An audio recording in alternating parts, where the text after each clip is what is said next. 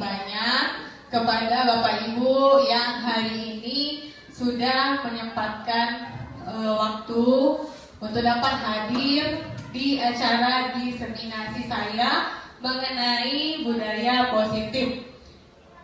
Puji syukur kita kirimkan kepada Allah Subhanahu wa Ta'ala yang telah memberikan rahmatnya kepada kita sehingga kita mampu berkumpul dalam keadaan sehat walafiat. Tidak lupa pula kita kirimkan salawat beri salam kepada Nabi besar Muhammad Sallallahu Alaihi Wasallam yang telah membimbing kita dari zaman kebodohan ke zaman yang penuh dengan teknologi seperti yang kita rasakan pada saat ini. Oke Bapak Ibu, untuk hari ini diseminasi saya adalah mengenai budaya positif atau disiplin positif. Nah, budaya positif itu sendiri berasal dari nilai-nilai kebajikan dalam profil pelajar Pancasila. Ada 6 elemennya dan saya yakin Bapak Ibu pasti sudah tahu.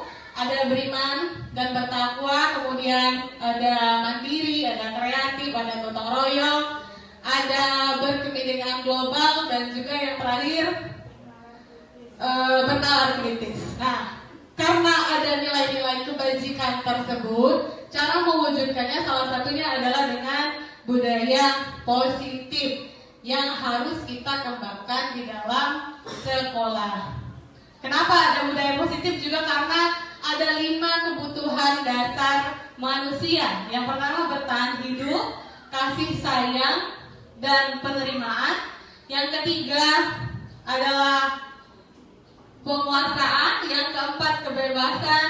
Dan yang kelima kesenangan. Jadi kenapa budaya positif ini sangat penting disebarkan ini untuk para guru? Karena guru inilah yang menjadi tombak supaya budaya positif dapat tercipta di sekolah seperti itu. Oke, selanjutnya disiplin positif dan nilai-nilai kebajikan universal. Oke, motivasi intrinsik itu terdapat dari diri sendiri yang di dalamnya mengandung nilai-nilai kebajikan universal. Nah, dari nilai-nilai kebajikan universal ini bisa kita turunkan menjadi keyakinan kelas. Saya yakin Bapak Ibu di sini sudah pernah membuat keyakinan kelas. Sudah Bu? Sudah ya. Nah, keyakinan kelas ini sebenarnya turunan ya dari nilai-nilai kebajikan universal. Nah, berangkat dari keyakinan kelas ini juga bisa dibuat keyakinan sekolah. Jadi dinilai, dilihat dari masing-masing kelas, kemudian disatukan dan disepakati biasanya untuk keyakinan sekolah. Kemudian yang ketiga, model berpikir, kolaborasi dan konsensus. Ada kita sebagai 5 posisi kontrol. Yang pertama penghukum, yang kedua pembuat rasa bersalah. Sepertinya kalau yang penghukum ini sudah kuno Bapak Ibu ya. Kita sebaiknya menjauhi yang penghukum dan juga pembuat rasa bersalah. Kemudian ada juga posisi kontrol sebagai teman, sebagai pemantau, dan sebagai manajer. Nah, zaman sekarang ini sebisa mungkin kita sebagai guru itu tidak boleh memposisikan diri sebagai penghukum dan pembuat rasa bersalah. Bagaimana caranya? Sebaiknya kita menjadi manajer. Ini posisi yang paling baik untuk kita terapkan di kelas. Manajer itu menggunakan segitiga restitusi untuk penyelesaian masalah. Jadi untuk diingat-ingat, ini sudah tidak zaman ya Bapak Ibu ya, sebagai penghukum untuk membuat rasa bersalah juga, karena ini bisa membuat anak jadi down. Ya ibu-ibu ya, apalagi penghukum. Itu zaman kita mungkin ya. Apa ada pengalaman di sini yang pernah kena hukuman? Bapak Ibu, silakan kalau ada boleh bercerita sedikit. Mungkin pernah dihukum di SD, mungkin di SMP atau SMA, berbagi pengalaman. Boleh Ibu Repi, silakan, ada nggak Yang mau diceritakan?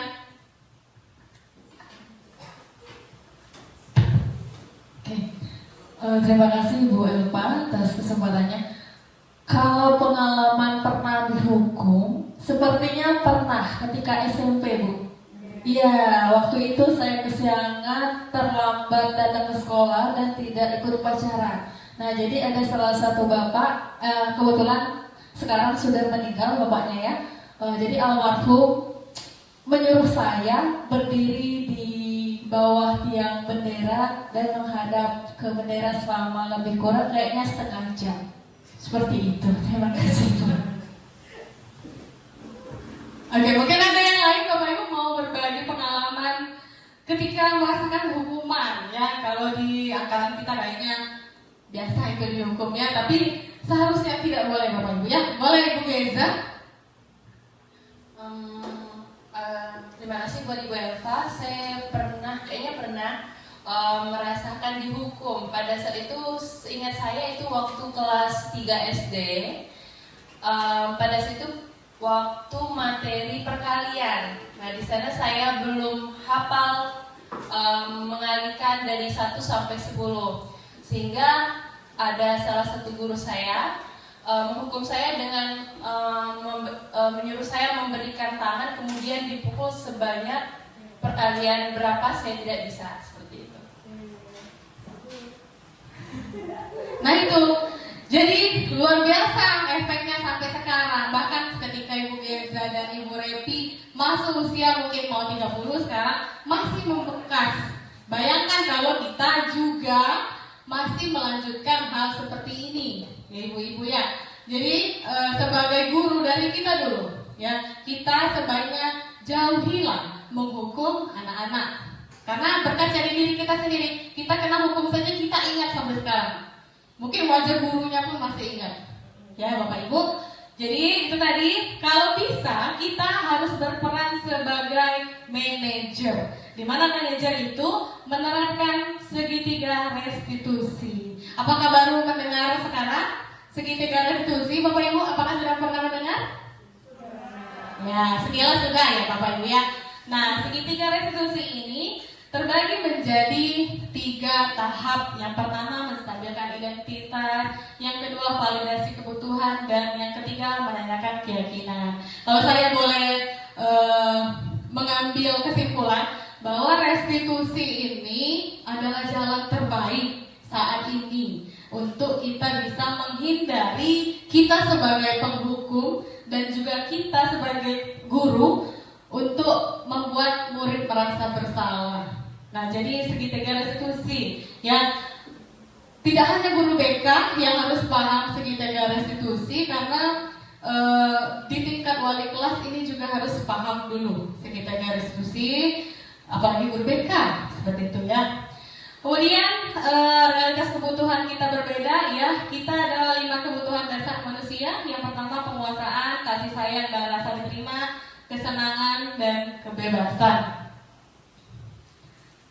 Oke, selanjutnya makna kata disiplin. Disiplin positif yang kita pelajari. Sebenarnya disiplin itu tidak seperti yang kita bayangkan, bahwa kita harus menurut. Disiplin itu patuh peraturan, tidak.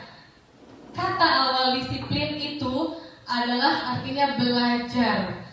Kita bisa belajar setiap harinya, itu juga disiplin, Bapak Ibu. Jadi kita harus berubah pola pikir kita bahwa disiplin itu patuh, tidak. Ternyata disiplin adalah belajar, Bapak Ibu.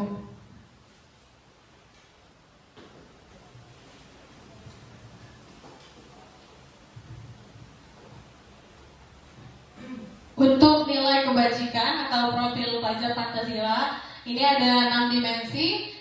Saya sudah singgung sedikit tadi di pembukaan. Yang pertama, beriman dan bertakwa pada Tuhan Yang Maha Esa. Kemudian kebinekaan global, gotong royong, kreatif,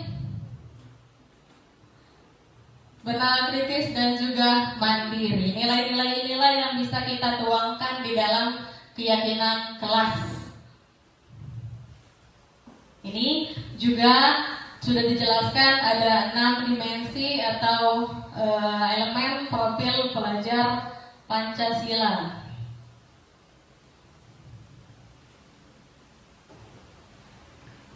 Nah, kemudian ini kata-kata yang bagus sekali ini dari Ki Hajar Dewantara.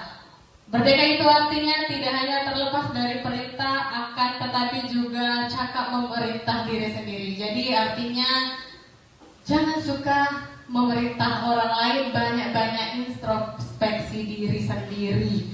Ya Bapak Ibu ya, ini bagus sekali nih kata-katanya. Artinya jangan suka banyak-banyak ngurusin orang. Iya Bu ya, benar ya.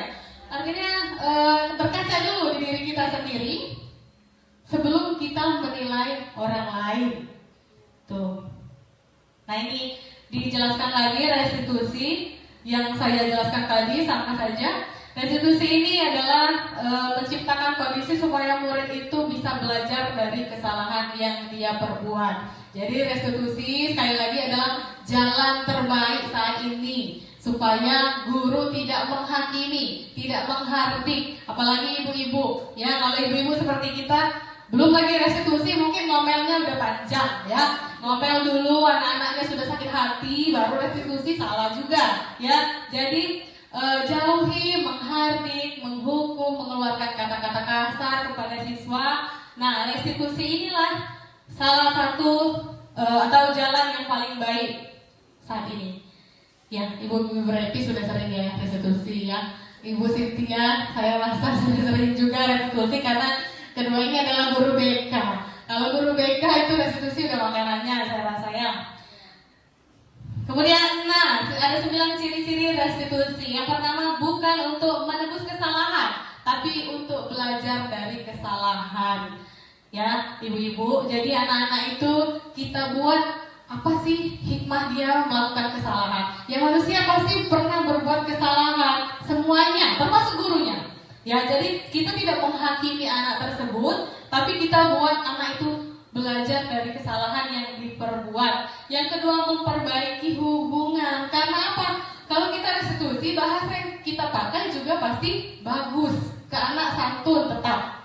Tapi kalau kita langsung marah, menghukum, itu sudah pasti kasar. Ditambah lagi intonasinya tinggi mungkin. Kalau dengan restitusi, dia bisa memperbaiki hubungan. Yang ketiga, berupa tawaran bukan paksaan. Karena di tahap restitusi ini ada yang namanya konsekuensi. Biasanya kita bertanya dulu ke anak, kamu maunya seperti apa? Karena kamu sudah melakukan kesalahan, dari kamu dulu maunya seperti apa? Gitu. Untuk tawaran itu sendiri. Kemudian yang keempat, restitusi menuntun untuk melihat ke dalam diri. Ya, benar. Karena itu tadi, kenapa kosan kesalahan ini bisa dia perbuat? Dia mikir, apa yang menyebabkan saya berbuat seperti ini gitu.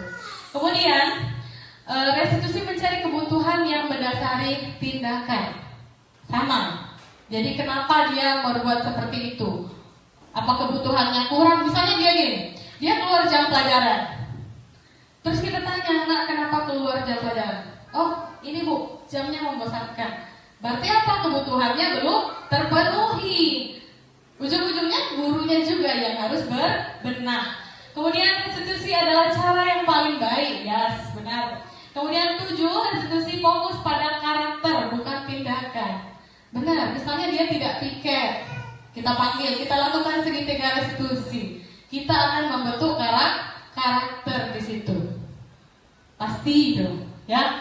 Kemudian restitusi fokus pada solusi, karena mencari solusinya berdasarkan kesepakatan guru dan murid. Kemudian restitusi mengembalikan murid yang berbuat salah pada kelompoknya.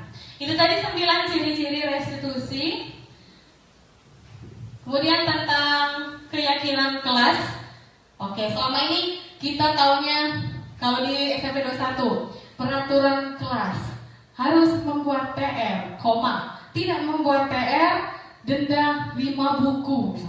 Nah, itu kayaknya itu tidak datang dari siswa. Itu mungkin kemauan guru. Itu tadi, kenapa tidak peraturan? Karena peraturan biasanya datang dari guru, bukan siswanya. Jadi kalau keyakinan kelas, itu kita akan menyepakati bersama poin-poinnya. Kalau peraturan itu pasti datangnya dari guru. Itulah yang dihindari. Kalau datang dari guru biasanya siswa terpaksa untuk mengikutinya. Tapi kalau sudah kesepakatan kelas, bagaimana caranya mereka sudah tahu, oh ini saya aja sudah sepakat, jadi harus diikuti. Kemudian tidak peraturan karena untuk mendukung motivasi intrinsik, kembali ke nilai-nilai kebajikan yang lebih memberatkan seseorang dibandingkan mengikuti serangkaian peraturan-peraturan. Ya kayaknya kalau kita peraturannya sangat banyak ya Bapak Ibu, kita ikuti itu saja kita rasanya hati kita terpaksa ya Bapak Ibu ya. Tapi kalau sudah kesepakatan ya kita sadari itu kemauan kita bersama-sama dengan guru. Kemudian ini sebenarnya peraturan kelas itu boleh Bapak Ibu ya, kalau di kelas Bapak Ibu masuk, anak-anak kita akan membuat keyakinan, kalian boleh menuliskan keyakinan apa yang kalian mau. Bisa menggunakan sticky note, kalian bagikan ke siswa-siswa, Bapak Ibu bagikan ke siswa-siswa, nanti siswa-siswa tulis. Biasanya mereka akan membuat kata dengan kata dilarang mencontek. Kemudian ada lagi dilarang memakai sepatu. Kemudian ada lagi misalnya tidak boleh membuang sampah sembarangan. Nah kalimat-kalimat itu masih belum pas sebagai keyakinan karena masih menggunakan kata dilarang. Kemudian masih menggunakan kata tidak boleh atau jangan. Nah dari peraturan kelas itu bisa kita naikkan menjadi keyakinan kelas dengan bahasa yang lebih baik, dengan bahasa yang lebih diterima oleh pihak guru maupun murid. Nah dengan keyakinan kelas insya Allah nanti membentuk lingkungan yang positif. Ya Bapak Ibu, dengan lingkungan yang positif terciptalah budaya positif. Itulah yang diidam-idamkan semua satuan pendidikan. Budaya positif yang mengandung nilai-nilai kebajikan yang terkandung di dalam profil pelajar Pancasila. Jadi profil pelajar Pancasila itu adalah visi Kementerian Pendidikan yang harus dilaksanakan dan diwujudkan di setiap satuan pendidikan. Nah ini, ada dua ini Bapak Ibu, ada yang kiri dan ada yang kanan. Kira-kira mana yang merupakan keyakinan kelas? Iya, yang kanan. Benar ya. Sekilas saja sudah bisa kita lihat. Kenapa dibedakan yang kanan merupakan kesepakatan kelas? Kira-kira kenapa? Boleh jelaskan Ibu Yuni?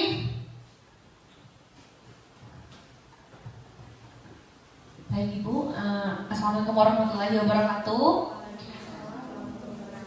Terima kasih Ibu Elva atas kesempatan yang diberikan.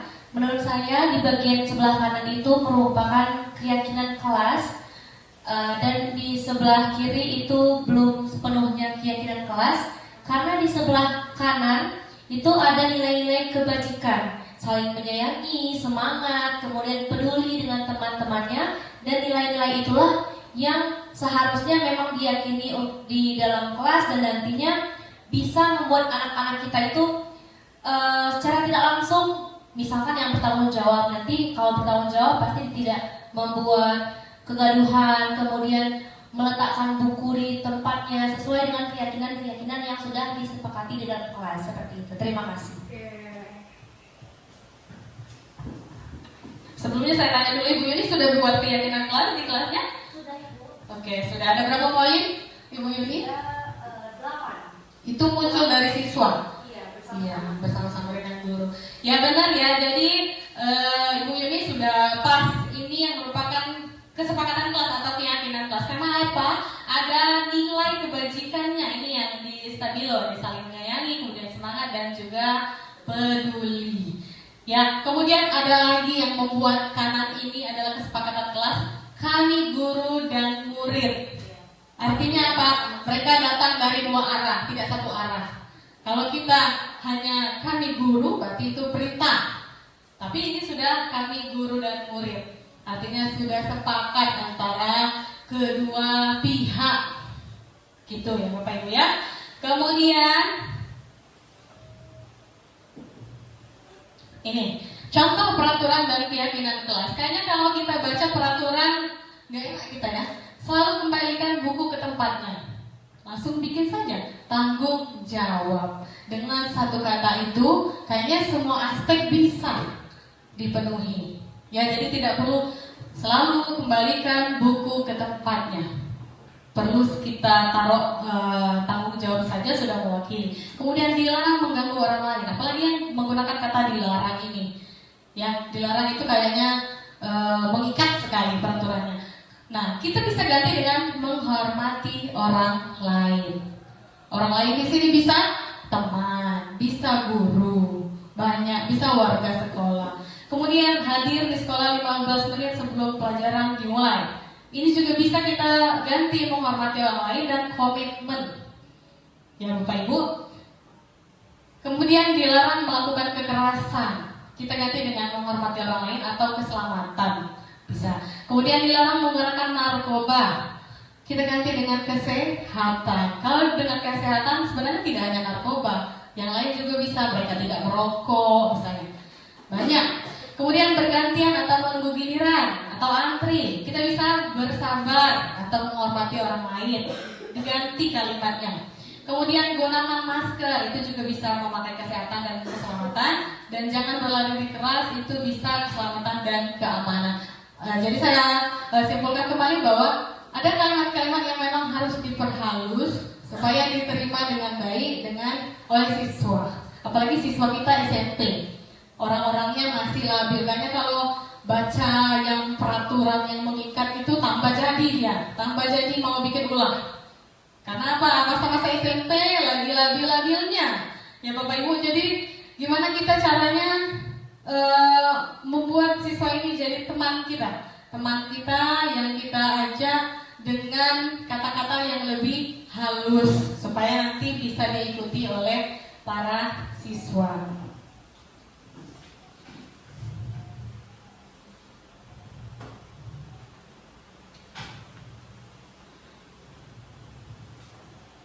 Oke, kemudian ada kondisi dihukum oleh penghargaan. Nah, zaman sekarang kita tidak ada ranking lagi Bapak Ibu ya. Kenapa tidak ada ranking? Karena setelah dilakukan penelitian, penghargaan itu menghukum siswa. Yang pertama, penghargaan menurunkan kualitas.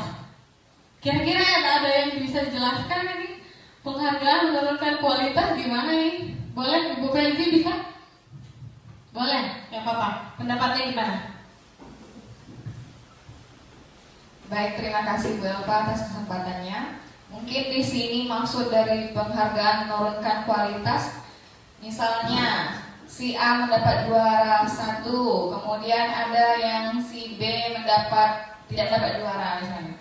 Jadi dia merasa dirinya tidak sebanding dengan si A tadi. Jadi dia merasa bahwa kualitas dia tidak setara dengan si A. Jadi kayak dia pinter nantinya gitu kan, dibilang kurang pinter dan lain sebagainya. Sedangkan yang pinter itu yang hanya dapat juara saja. Terima kasih. Ya, itu salah satu contohnya. Benar katakan Ibu Presi. Jadi penghargaan menurunkan kualitas, misalnya ada 2 orang, A terus berprestasi dan B yang tidak berprestasi. Jadi yang si B ini biasanya kalau ada lagi semacam kompetisi, dia biasanya sudah down duluan. Oh pasti si dia lagi. Jadi belum bertanding saja kualitasnya sudah turun. Seperti itu Bapak Ibu. Kemudian yang kedua, penghargaan mematikan kreativitas. Bisa juga seperti contoh tadi. Ya karena orangnya itu terus yang dapat penghargaan, jadi kitanya males. Ya Bapak Ibu ya, mungkin di kita juga sama dengan di siswa. Karena orangnya itu saja, yang dipanggil ke depan itu saja, ya sudah itu saja jadinya yang kreatif. Dan yang lain tidak mau untuk kreatif pada kompetisi selanjutnya. Kemudian penghargaan mengurangi motivasi intrinsik. Benar ya Bapak Ibu ya? Nah ini contoh-contoh tindakan guru yang berupa hukuman atau konsekuensi. Ada perbedaannya antara hukuman dan konsekuensi. Misalnya mencatat 100 kali di dalam buku kalimat, saya tidak akan terlambat lagi karena dia terlambat ke sekolah. Ini berupa hukuman. Saya pernah ini waktu di SMP. Dan apa kira-kira fungsinya ini? Kalau kita pikir sekarang, ada fungsinya tidak? Bapak Ibu, ada nggak fungsinya kalau kita melakukan ini sekarang? Anak apakah akan berubah? Tidak, Bapak Ibu ya. Dia capek sebentar, besok ulang lagi. Iya, makin jadi ya. Kemudian lari mengelilingi lapangan basket 2 kali karena terlambat hadir di sekolah. Banyak kan sekarang anak-anak malah suka. Karena apa? Tidak belajar. Diberi hukuman malah dia senang, happy. Apalagi buat tambah lagi kelilingnya, lari mungkin 10 keliling dia mau. Karena itu tadi tidak akan mengubah sifatnya, Bapak Ibu ya. Kemudian murid diminta push up 15 kali. Ya, apa fungsinya? Ya, yang ada dia keluar jam pelajaran jadinya. Kemudian menggantikan kertas tugas teman yang telah dicoret-coret. Ini konsekuensi. Konsekuensi boleh dilakukan. Ya, karena dia harus memang mengganti karena dia salah terhadap temannya, maka dia harus menggantikan. Kemudian membersihkan tumpahan air di meja tulis karena tersenggol saat belajar. Itu juga konsekuensi. Kemudian murid disuruh untuk mengenakan sepatu seharian di sekolah karena tidak mengenakan sepatu hitam. Kayaknya murid disuruh untuk tidak mengenakan sepatu seharian di sekolah karena tidak mengenakan sepatu hitam. Malah senang. Ya, itu terjadi di SMP kita. Nyeker itu malah dia bebas. Bebas ke sana kemari, bebas loncat sana sini. Karena apa? Tidak pakai sepatu, aman kakinya. Menurut dia. Kemudian lari mengelilingi lapangan basket 2 kali karena terlambat 10 menit pelajaran pejok. Ini nyambung. Karena apa? Lari untuk konsekuensi terhadap pelajaran pejok. Ini nyambung. Makanya ini disebut konsekuensi dan tidak apa-apa untuk dilakukan. Jadi Bapak Ibu bisa seperti pelajaran Ibu Rika apa Bu? Oke, makanya. Nah, jadi setelah materi ini kira-kira Ibu Rika, kalau ada anak di kelas yang tidak buat PR Ibu Rika, kira-kira akan Ibu kasih hukuman atau konsekuensi? Konsekuensinya gimana? Boleh jelaskan? Sebelumnya terima kasih untuk kesempatannya kepada Bu Elva. Sebelumnya mungkin kalau ada anak yang tidak membuat tugas, cenderung sebagai guru pasti kita menghukum. Kalau nggak buat tugas nanti berdiri di depan kelas 1 jam pelajaran misalnya. Jadi dengan segitiga restitusi dan juga sudah materi yang dijelaskan tadi, memang sepertinya lebih baik memberikan konsekuensi. Misalnya dengan anak-anak yang tidak membuat tugas itu harus mencatat materi yang dia tinggalkan, tugas yang dia tinggalkan. Jadi daripada berdiri di depan kelas yang tidak memberikan efek apa-apa, lebih baik dia mencatat lagi materi yang tugas yang dia lewatkan tersebut. Seperti itu. Oke, baik. Alhamdulillah sudah terbuka ya Bu ya pikirannya. Jadi tidak boleh menghukum ya, tapi kalau mak keceplosan dikit ya ada apa-apa lah ya. Jadi tapi kalau bisa mengenakan restitusi ini ya Ibu Rika, udah benar tadi kayaknya udah bagus sekali. Kalau ada anak yang tidak buat tugas akan diberikan konsekuensi oleh Ibu Rika, yaitu mencatat pelajaran yang ketinggalan. Oke. Kayaknya ada juga lagi mungkin Bu Rika boleh memberikan tugas tambahan yang lebih, atau juga disuruh nyanyi mungkin, nyanyi lagu nasional kan ada manfaatnya. Kemudian mungkin kalau pelajaran agama bisa disuruh ngafalin Asmaul Husna misalnya. Jadi ada poin-poin yang bermanfaat dari satu kesalahan. Nah ini perbedaan hukuman dan konsekuensi. Hukuman itu menyakitkan, ya. Kalau konsekuensi harus terjadi karena sudah melakukan pelanggaran. Kemudian hukuman membuat anak sakit fisik maupun hati, apalagi dengan hukuman verbal. Ya, hukuman verbal itu biasanya kelepasan kita ya. Cuma itu tadi sebisa mungkin harus dihindari. Kalau dengan konsekuensi anak lebih menghargai disiplin. Nah, kalau hukuman itu bisa paksaan, kalau konsekuensi itu stimulus atau kita jadikan anak itu merespon kita. Kemudian dia memberikan tanggapan. Kemudian kalau hukuman itu mendorong anak menyakiti diri sendiri, ya benar. Kalau konsekuensi mendorong anak agar mudah menyesuaikan diri. hukuman konsep diri yang buruk, sedangkan konsekuensi konsep diri yang baik. Kemudian hukuman anak belajar untuk menyembunyikan kesalahan. Iya, karena takut dihukum. Anak-anak tadi kamu kemana? Kita langsung marah nih. Kamu pasti ke kantin kan? Enggak, Bu. Karena apa? Karena dia menyembunyikan kesalahannya. Bohong, ujung-ujungnya bohong. Takut ditutup-tutupin. Karena apa? Takut terhadap peraturan atau hukuman. Kalau konsekuensi, anak belajar untuk mematuhi peraturan. Yang kemudian hukuman itu dia rasanya malu pasti. Apalagi kita hukumnya yang tidak. Misalnya masih musim nggak kayaknya yang hormat ke tiang bendera selama 2 jam. Ya, itu memalukan bagi anak. Itu rasanya dibully guru, ya Bapak Ibu ya. Kemudian kalau konsekuensi, oke, dia dibuat tidak nyaman tapi dalam jangka waktu yang sementara.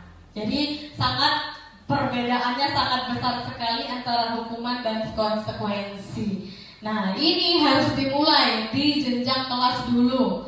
Makanya saya bilang, ini bukan hanya tugas guru BK. Jadi semua guru bisa menjadi posisi manajer, mengambil posisi kontrol manajer untuk siswa.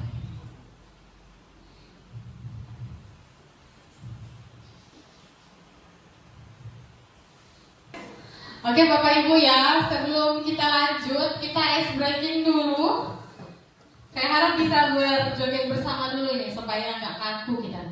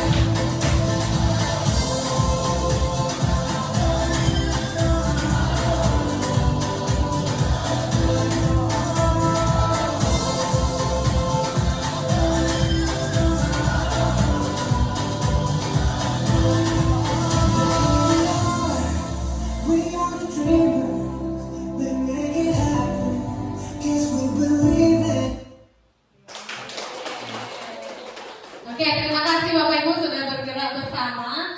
Nah sekarang kira-kira ada tidak dari Bapak Ibu yang ingin ditanyakan mengenai disiplin positif? Kira-kira boleh Ibu-Ibu ada tidak yang ingin ditanyakan atau malah ingin berbagi pengalaman? Boleh, silakan Ibu Yuni. Baik, terima kasih Ibu Elva atas kesempatannya. Saya ingin bertanya mengenai restitusi yang sudah dijelaskan oleh Ibu Elva tadi, bahwa anak-anak kita itu kan sering terjadi di kelas kesalahan yang tidak dibuat sendiri. Ada misalkan satu kelas itu banyak anak-anak kita yang telat masuk kelas, dan itu terjadi bukan 1-2 orang, mungkin ramai 10 orang atau bahkan setengah kelas, jangan sampai ya. Jadi Bu Elva, untuk hal-hal seperti itu kesalahan yang dibuat secara berkelompok, apakah segitiga restitusi ini bisa diaplikasikan kepada anak-anak? Begitu Ibu Elva, terima kasih.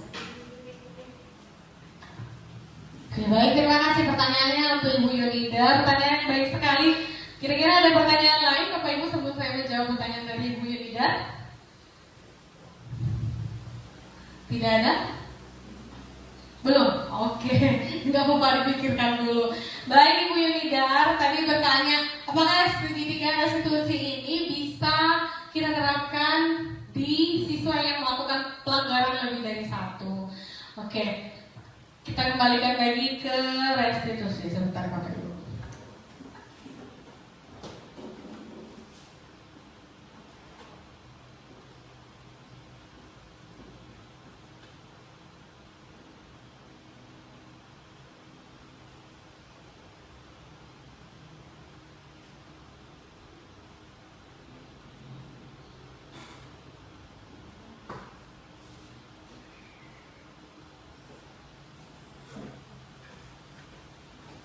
Oke, itu ada 3 tahap segitiga restitusi. Yang pertama menstabilkan identitas, 2 validasi kebutuhan, dan 3 menanyakan keyakinan. Nah, hal ini Ibu Yunida dan juga ibu-ibu yang lain bisa kita terapkan ke banyak siswa dengan pertimbangan jika kita melakukannya ke satu siswa satu persatu, misalnya siswanya 10 atau 15. Jadi kalau kita merestitusinya satu persatu itu akan buang-buang waktu. Kemudian makan waktu yang banyak. Bayangin, satu anak saja kita ajak ngobrol, kita terapkan segitiga restitusi ini bisa memakan waktu mungkin 15 menit. Kalikan belasan siswa.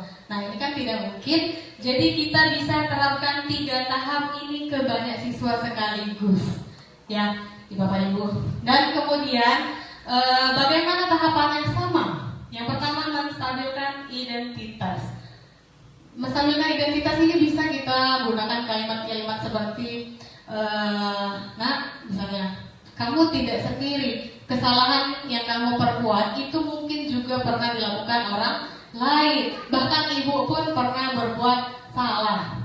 Itu kira-kira tahap untuk menstabilkan identitas. Kemudian juga tahap validasi kebutuhan dan menanyakan keyakinan. Untuk menanyakan keyakinan ini kita kembalikan ke keyakinan yang pernah kita buat bersama mereka. Jadi kalian sudah sepakati, kenapa dilanggar? Seperti itu. Kita kembalikan lagi dengan mereka. Nah kemudian solusinya seperti apa? Kita tanyakan lagi ke mereka. Kalian maunya seperti apa? Kita tawarkan. Begitu ya Ibu Yuni. Nah kemudian biasakan kalau kasusnya itu berada di dalam kelas, wali kelasnya bisa selesaikan. Atau yang di bawahnya lagi guru mapel. Jangan ujuk-ujuk atau tiba-tiba opor ke BK, dikit-dikit opor BK, dikit-dikit opor BK. Jangan dulu. Kita juga bisa menjadi manajer, ya Bapak Ibunya. Tadi yang saya bilang posisi manajer itu bisa dilakukan semua guru, tidak hanya guru BK. Bisa dari yang paling kecil lingkupnya, guru mapel. Kalau dia bikin masalah di mapel kita misalnya, ya kita selesaikan. Nah, apakah kalau restitusinya sudah, besoknya melanggar lagi? Nah kita restitusi dari awal tentu. Nah, tapi kalau sudah restitusi terus, itu tidak mungkin sampai berkali-kali. Sudah pasti kita lari ke atas, ke BK atau ke siswaan. Dengan catatan bahwa ini Bu, kita sudah restitusi 2 kali atau 3 kali, tidak juga berubah. Makanya ada yang di atas kita, guru BK. Ada lagi yang di atas kita lagi bisa kita opor ke siswaan. Atau kalau pelanggarannya sudah berat, ke pihak yang berwajib. Itu. Jadi tidak akan selesai pelanggaran yang berat itu dengan restitusi. Makanya ada juga batasan-batasan bagaimana restitusi ini dilakukan. Seperti itu Ibu Yuni yang bisa saya jawab. Oke, baik, untuk ibu-ibu yang lain ada lagi pertanyaan? Ibu Repi? Oh Ibu Sisi, kalau Ibu Sisi.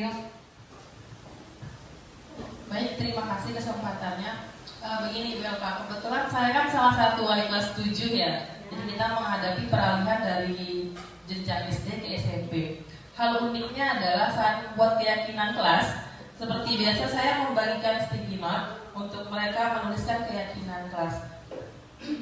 Dan mereka sendiri selalu menawarkan hukuman. Mereka sendiri ya, bukan saya. Saya mengarahkan untuk keyakinan kelas seperti ini, tapi mereka nggak seru bu, nggak seru kalau seperti itu bu.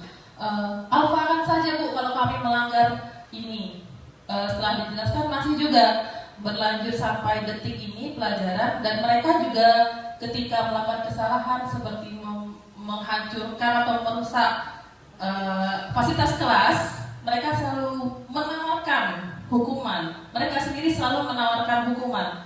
Bagaimana saya harus menyikapi hal-hal seperti ini agar mereka pun paham bahwa hukuman ini bukan solusi yang solutif untuk mereka. Terima kasih.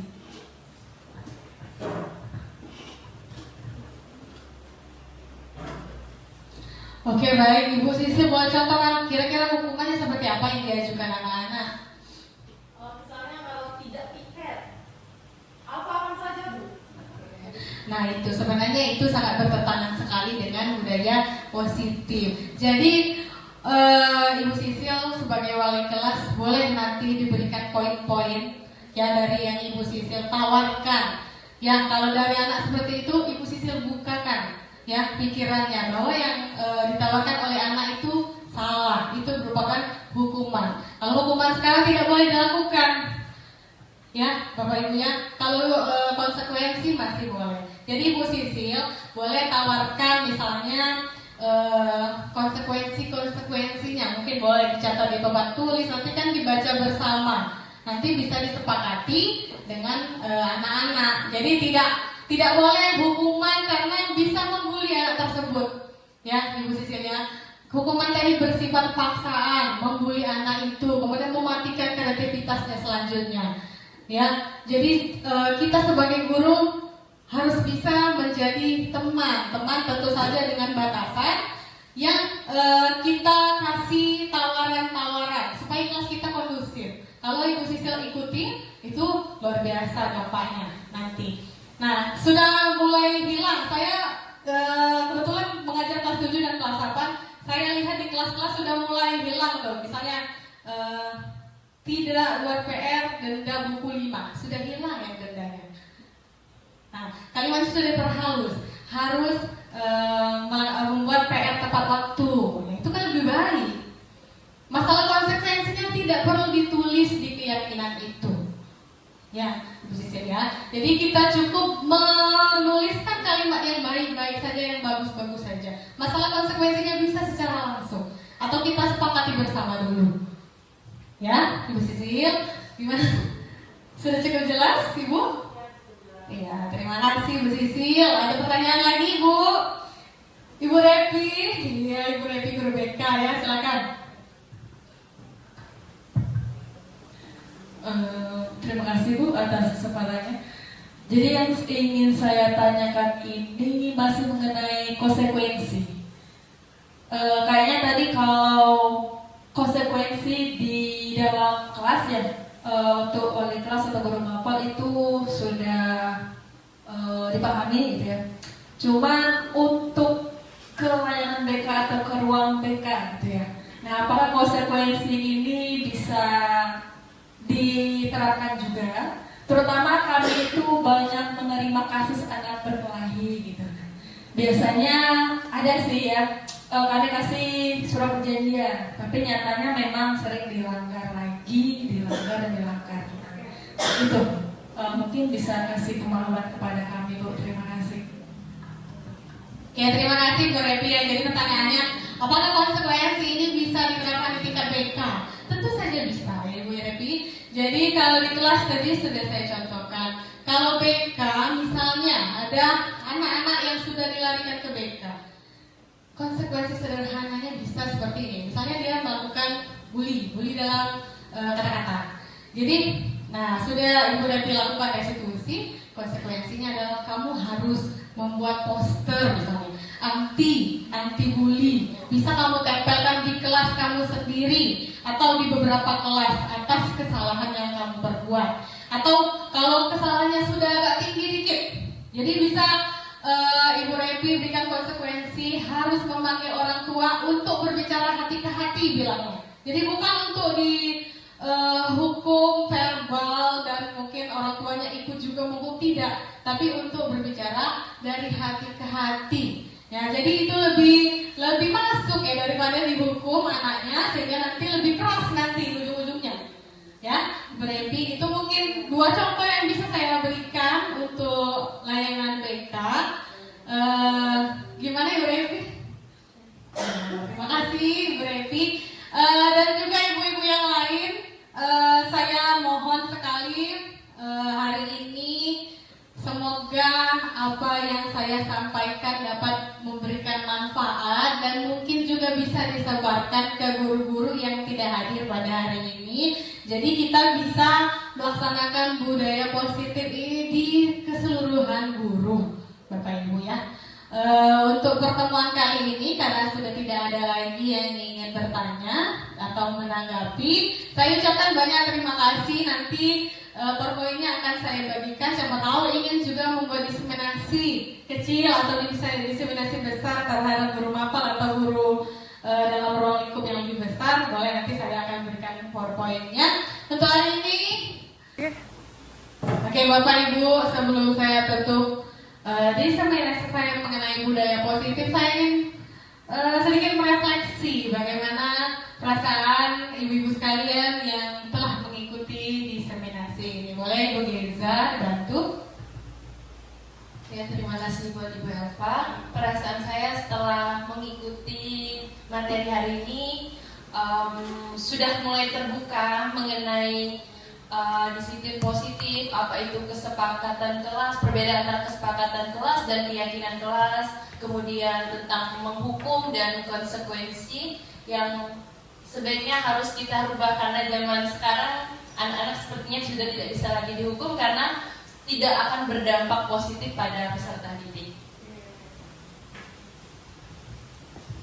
Baik, yang kedua Ibu Prezi, boleh Ibu Prezi dibantu refleksinya. Baiklah, dari pemaparan dari Ibu Elva hari ini kita mendapatkan banyak sekali pembelajaran, sama seperti yang dikatakan sama Ibu Geza. Di sini kita juga mendapatkan ternyata pentingnya restitusi di dalam setiap kasus dalam kelas. Karena dengan restitusi kita bisa memberikan apa sih yang kita bisa memberikan dan mengetahui apa yang diinginkan anak kita. Kemudian apa kebutuhannya, lalu apa solusi agar dia tidak melakukan suatu kesalahan itu lagi. Terima kasih. Oke, jadi baik kalau saya dengar dari 2 audiens atau guru, insya Allah diseminasi kali ini bermanfaat ya Bapak Ibu ya. Dan saya harap selanjutnya bisa diterapkan di sekolah kita. Amin ya Rabbal Alamin. Terima kasih Bapak Ibu. Assalamualaikum warahmatullahi wabarakatuh.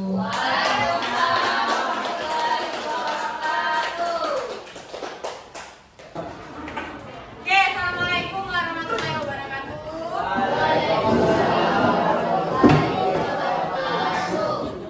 Oke, jadi karena ini awal kita masuk sebelum ibu ngajar, ibu akan buat kesepakatan kelas terlebih dahulu. Ya, kalian sebelumnya pasti taunya peraturan, ya kan? Peraturan biasanya datang dari guru. Ya, kalau kesepakatan kelas biasanya adalah hasil dari guru dan siswa. Jadi tidak hanya guru saja, melainkan dari siswa juga pendapatnya atau idenya ya. Nah, sekarang ibu bagikan sticky note untuk kalian isi.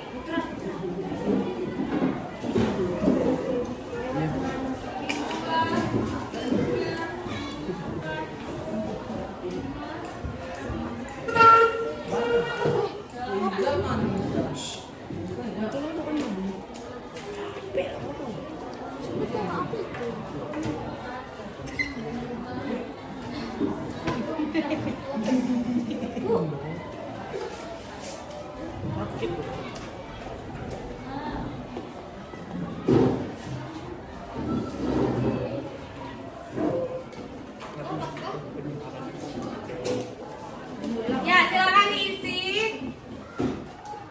Silakan diisi dengan kesepakatan kelas ya. dari kalian dulu. Apa misalnya? Tentang kebersihan boleh, tentang kerapian boleh. Kalau sudah, langsung ditempel di depan.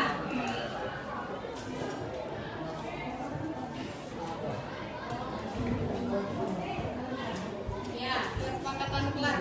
Isi satu saja dari masing-masing kalian.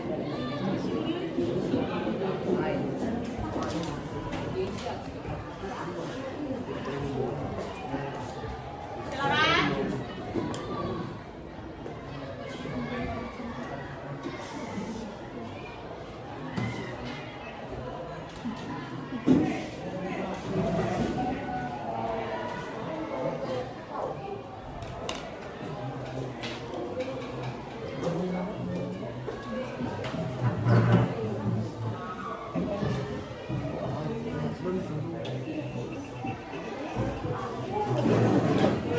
Sekarang boleh ditempel di depan. Disusunnya lagi ya.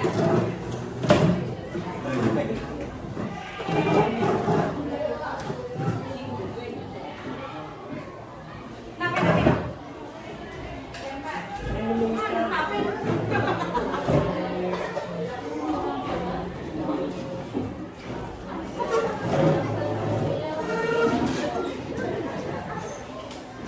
Kalimatnya yang gampang saja dimengerti.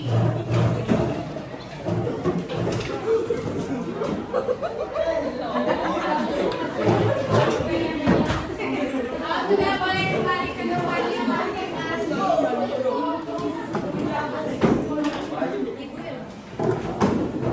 Jadi,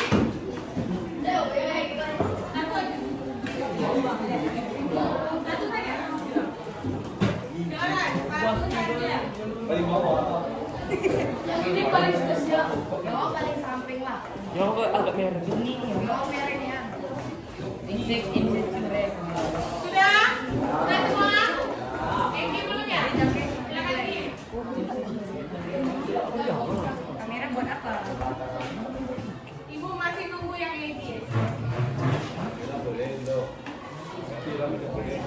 Oke, ada banyak ini ya hasil dari ini kalian ya tentang kesepakatan kelas. Kita lihat satu persatu.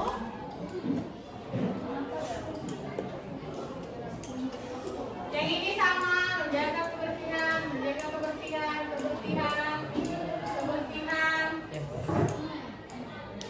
lingkungan, kebersihan. Tidak boleh membuang sampah, itu juga kebersihan. Ya, ini kebersihan. Pasti yang pertama poinnya adalah menjaga kebersihan. Menjaga kebersihan.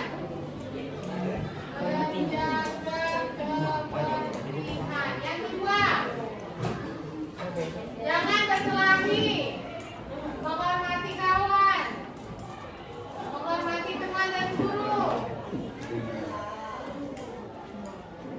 tidak mengejek, ya, sama ini ya. Boleh nggak ibu buat berarti saling menghargai dan menghormati? Boleh. Baik siswa maupun guru. Saling menghargai dan menghormati. Paham ya? Itu kalau kita menghargai teman, artinya kita tidak mungkin bangko, ya, atau tidak mungkin ada masalah. Ada masalah diselesaikan dengan baik, karena kita menghargai dan menghormati teman. Kemudian tidak boleh bully. Masuk ke menghormati ya? Ya, nah. Tadi jangan berkelahi ya, benar sudah tadi. Datang ke kelas tepat waktu. Tidak boleh memakai sepatu dalam kelas. Tidak boleh memakai sepatu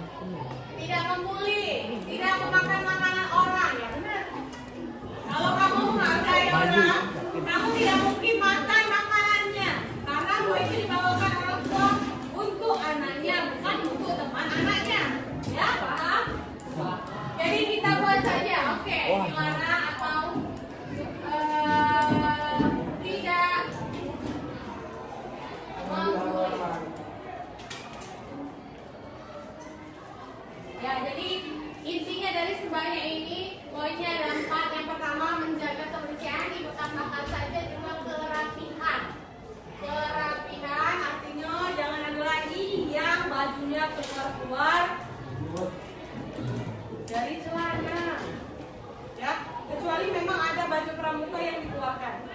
Ada memang. Ya selain itu kayaknya tidak. Kayak baju muslim ini keluar nih. Karena apa? Memang setelannya kayak gitu. Tapi selain itu baju itu masuk dalam. Pakai tali pinggang ya. Kemudian saling menghargai dan menghormati. Yang ketiga, tidak boleh memakai sepatu dalam kelas. Ini bisa masuk ke sini juga sebenarnya. Yang keempat, tidak membuli. Ini yang paling penting. Yang efek dari membuli ini luar biasa ya. Ada yang sampai depresi. Tahu kenapa? Dibawa pikiran. Ya, sampai rumah dibawa pikiran. Cerita sama keluarga tidak, cerita sama guru tidak. Setiap hari memakan bulian ini. Jadi luar biasa efeknya. Sampai ada yang mau berhenti sekolah. Gitu. Ya, jadi dari kesepakatan kelas hasilnya adalah 4. Ya, nanti kita tulis, kita perbesar, kita tempel ke kelas. Nah, ada namanya nilai juga, nak. Nilai dari keyakinan kelas. Kita lihat satu persatu. Yang pertama menjaga kebersihan dan kerapihan. Ada nilai nggak di dalam? Apa nilai apa? Disiplin boleh? Boleh ya. Bertanggung jawab. Bertanggung jawab. Bertanggung jawab. Boleh nggak ibu tambahkan mandiri? Boleh. Ya, artinya apa? Kalau kita mandiri, kita bisa buang sampah ya tanpa perlu kawan. Buang sampah baru kita ikutan buang sampah dari diri kita sendiri dulu. Ya, bisa ada nilai mandiri di sini. Ya. Kemudian saling menghargai dan menghormati. Ada nilai apa di situ? Apa? Boleh, sopan santun, boleh. Ya, kalau kita menghargai pasti bahasanya sopan ya, tingkah lakunya dan bahasanya pasti sopan santun ya. Kemudian tidak boleh memakai sepatu dalam kelas, itu juga disiplin. Yang terakhir tidak membuli. Menghormati. Dan bisa juga dimasukkan sopan santun.